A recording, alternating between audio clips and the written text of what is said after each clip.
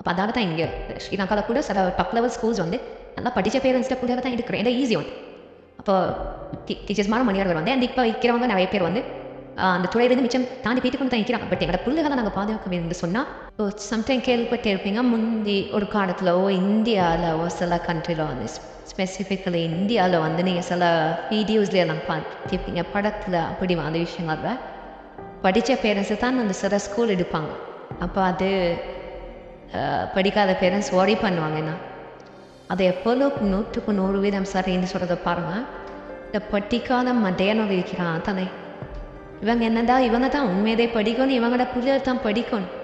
நான் இவங்க செய்கிற ஆக கீழ்த்தரமான வேலை என்னென்னு சொன்னால் மெஜாரிட்டி 10% இருப்பாங்க நல்லவங்க. பட் மெஜாரிட்டி என்ன செய்வாங்கன்னா டீச்சர்ஸ் மார்க்கு போய்ட்டு படிப்பிக்கப்பாங்க.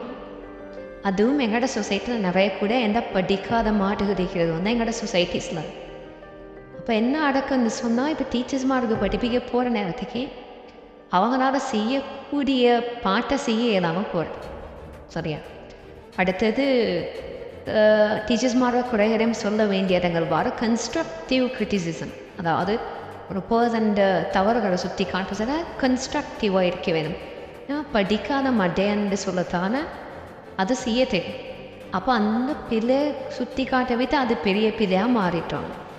அப்போ அதால் தான் இங்கே ஸ்ரீலங்காவில் கூட சில டாப் லெவல் ஸ்கூல்ஸ் வந்து நல்லா படித்த பேரண்ட்ஸ்ட பிள்ளைகளை தான் எடுக்கிறேன். ஏன்னா ஈஸி வந்து அப்போ டீச்சர்ஸ்மான மணியாளர்கள் வந்து அந்த இப்போ வைக்கிறவங்க நிறைய பேர் வந்து அந்த துறையிலேருந்து மிச்சம் தாண்டி போய்ட்டு கொண்டு தான் இருக்கிறாங்க. பட் எங்களோட பிள்ளைகளை நாங்கள் பாதுகாக்க வேண்டும் சொன்னால் ஒரு முறையை கடைப்பிடிக்கணும். எல்லாரையும் போய்ட்டு மாற்றி கொண்டிருக்கே இயலாம் இல்லைன்னா அப்போ புத்தியை பாவிச்சுக்கணும்.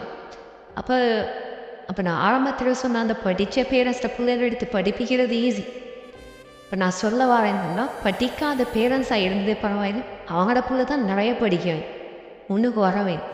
படித்தா அந்த பிள்ளை ஈஸியாக முன்னுக்கு வந்துடும். அப்போ இவங்க என்ன செய்ய வேணும்னு சொன்னால் படித்தவமாய் நடக்குவான்னு தெரிஞ்சிருக்கேன். அப்போ வாட் ஹேப்பன்ஸ் இஸ் அந்த பிரச்சனையை சால்வ் பண்ணுறது டீச்சர்ஸ் மாதிரி இருக்கக்கூடிய கொடைகள் எதுக்குமே அதை திருத்துறது ஈஸியாக்கும். அண்ட் ஃபைனலி அந்த புள்ள அப்படி இல்லாட்டி இவன் போய்ட்டு கொண்டு அச்சாராக்கி கொண்டு இருக்கிற பிரச்சனையை பெரிய பிரச்சனையாக மாற்றும். அண்டு நிறைய பேரண்ட்ஸ் படிக்காத பேரண்ட்ஸ் படிக்காதவன் மடையன் இல்லை, உண்மையில அவன் கிரிமினல். டீச்சர்ஸ் சார் மாறுற இல்லாட்டி மற்ற எல்லா இன்ஸ்டன்ஸ்லேயும் மற்றவன் தலையை கழுவி இருக்கிறதையும் இல்லாமக்கிறதும் படிக்காத அந்த வேலை. ஸோ அதை போய்ட்டு ஸ்கூல்லையும் டீச்சர்ஸ் மாரோடையும் செய்கிற நேரத்துக்கு புள்ளோட லைஃப் தான் கடைசியில் ஸ்பாயில் ஆகுது.